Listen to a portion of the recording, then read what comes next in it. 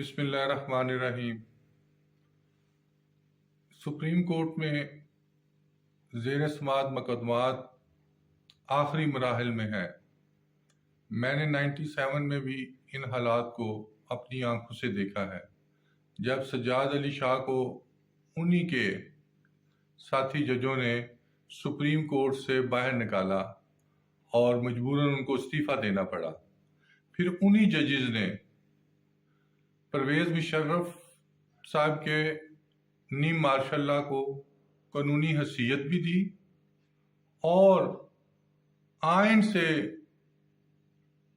کھلواڑ کرنے کی بھی اجازت دی۔ تو آنے والے دنوں میں نہیں، آئندہ 72 گھنٹوں میں ایک اور بڑا فیصلہ آئے گا۔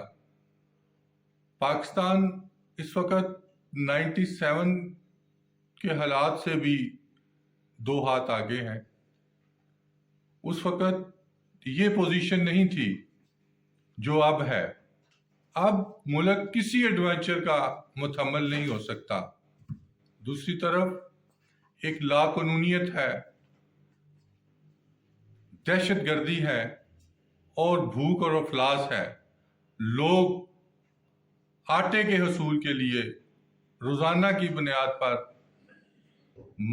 مارے جاتے ہیں یا کچلے جاتے ہیں۔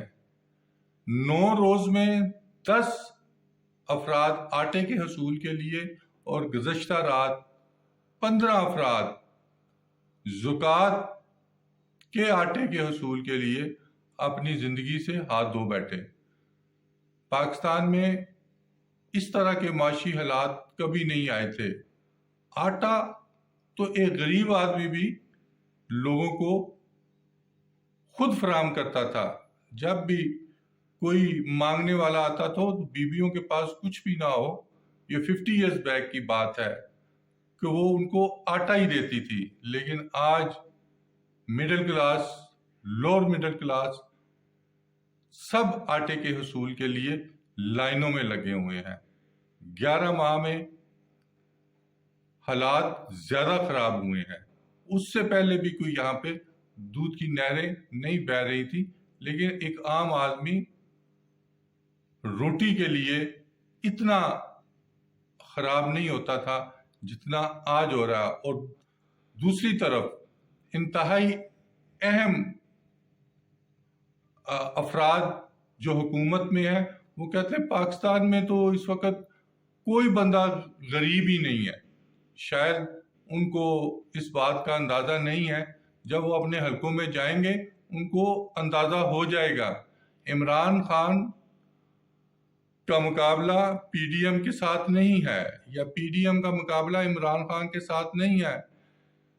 پی ڈی ایم کا مقابلہ مہنگائی کے ساتھ ہے، اور اس وقت عمران خان روزانہ کی بنیاد پر اپنے ووٹ بینک میں اضافہ کر رہا ہے۔